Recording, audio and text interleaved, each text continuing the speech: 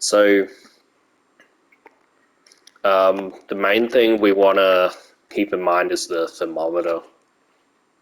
Like, that was something that I had to keep in mind when making his hair, is the thermometer. And the amazing thing is, when you duplicate things in Dreams, it does not increase the thermometer at all. So all of the hairs that you see on his head is they're duplicates of each other. So basically I made a main block like this, and then, made it kind of wavy, like so.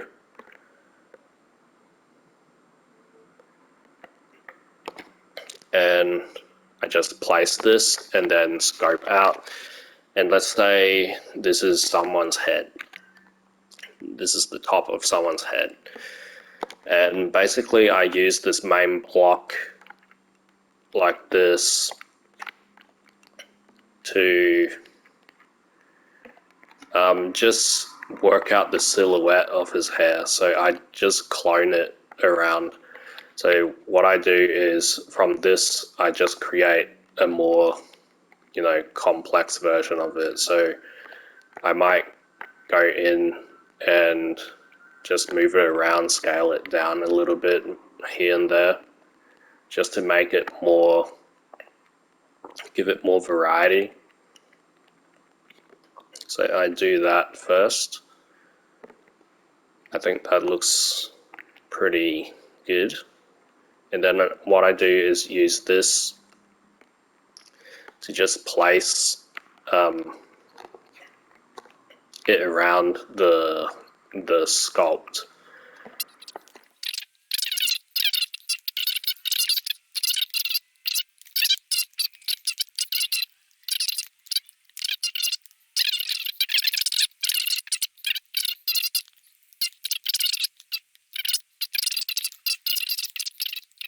I have a problem here.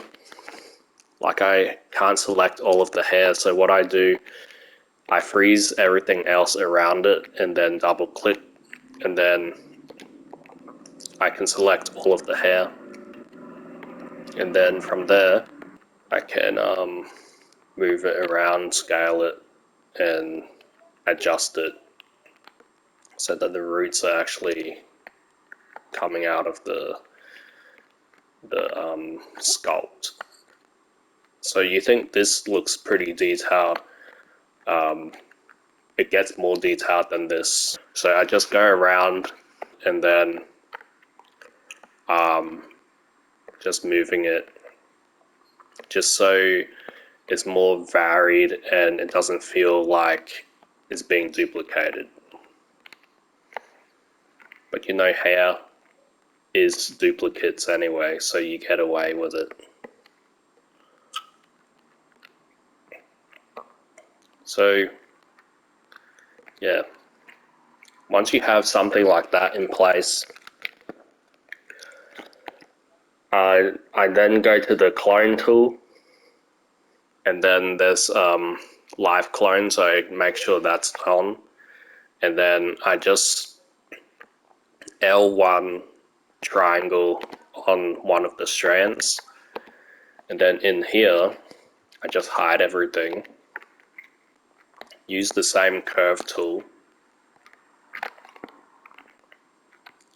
and then make it extremely small, like super small, and then L1 square and go from A to B like so. And basically this big thick boy is to give me a guide on how to place the strands. So then basically I place this, move it within that zone, and then I delete it and then kind of clone this around and create more strands to fill in that kind of space where Thick Boy used to be. I might scale some down, and just like before, I'm gonna vary it up a little bit, just so it doesn't feel like it's duplicated. And we'll move it around and spread it out, like have some fraying out and some like this. So once you go out of the live clone, this is the result that you get, which is much more detailed.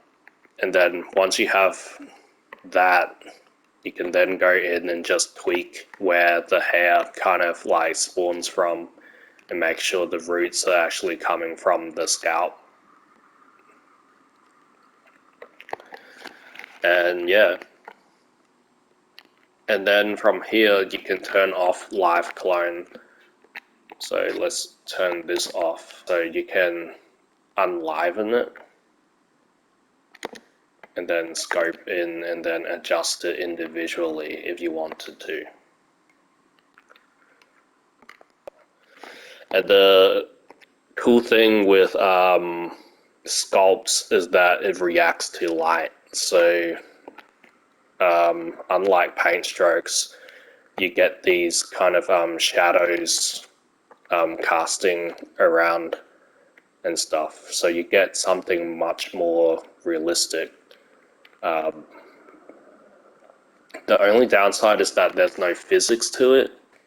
With paint strokes, it has physics, but it does not have shadows. So if you shine a light to the paint stroke, you can see there's no shadow being casted. Whereas the sculpts, they have shadows to it.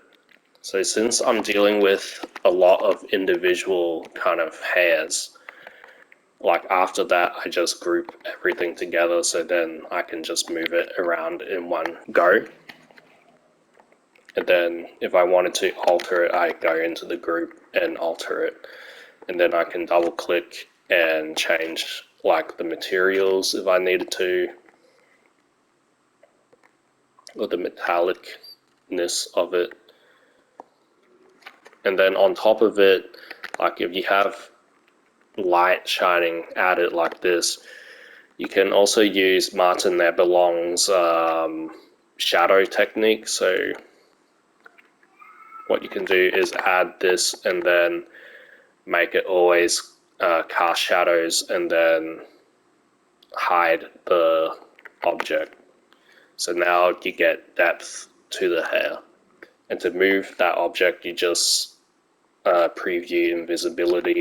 You can move it around and control how the hair looks. So yeah, that's basically how I did my hair for the Joker. Those are the techniques that I used. And yeah. Some men just want to watch the